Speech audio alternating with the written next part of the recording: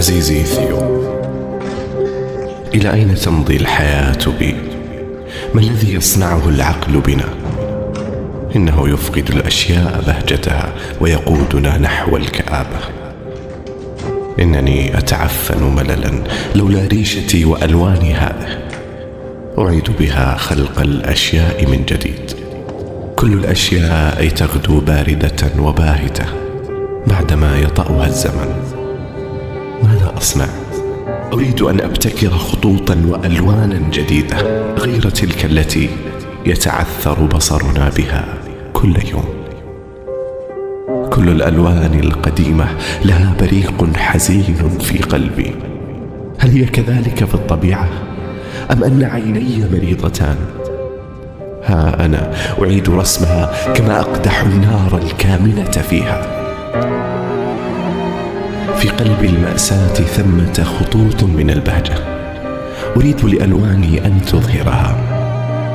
في حقول الغربان وسنابل القمح بأعناقها الملوية، وحتى حذاء الفلاح الذي يرشح بؤسا، ثمة فرح ما أريد أن أقبض عليه بواسطة اللون والحركة.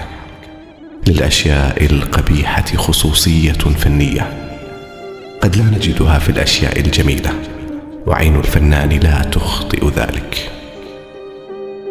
اليوم رسمت صورتي الشخصية، ففي كل صباح عندما أنظر إلى المرآة أقول لنفسي: أيها الوجه المكرر، يا وجه فانسان القبيح، لماذا لا تتجدد؟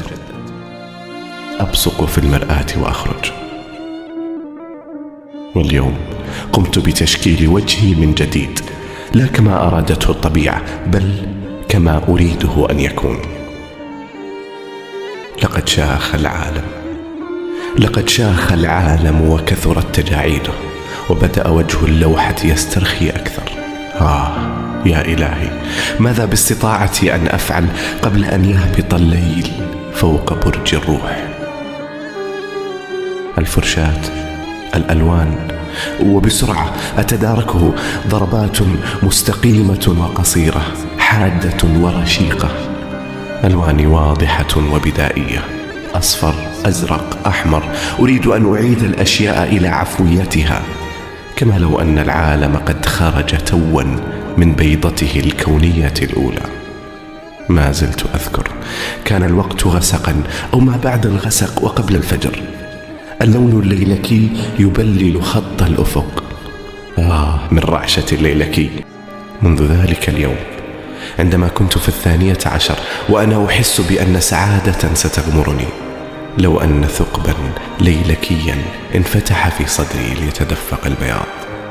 يا لرعشة الليلكي. الفكرة تلح علي كثيرا، فهل أستطيع أن لا أفعل؟ كامن في زهرة عباد الشمس أيها اللون الأصفر، يا أنا أمتص من شعاع هذا الكوكب البهيج. أحدق في عين الشمس حيث روح الكون حتى تحرقني عيناي. شيئان يحركان روحي: التحديق بالشمس وفي الموت. أريد أن أسافر في النجوم، وهذا البائس جسدي يعيقني. متى سنمضي نحن أبناء الأرض حاملين مناديلنا المدمات؟ ولكن إلى أين؟ إلى الحلم طبعا. بالأمس رسمت زهورا بلون الطين بعدما زرعت نفسي في التراب، وكانت السنابل خضراء وصفراء تنمو على مساحة رأسي، وغربان الذاكرة تطير بلا هواء. سنابل قمح وغربان، غربان وقمح. الغربان تنقر في دماغي. كل شيء حلم، هباء أحلام.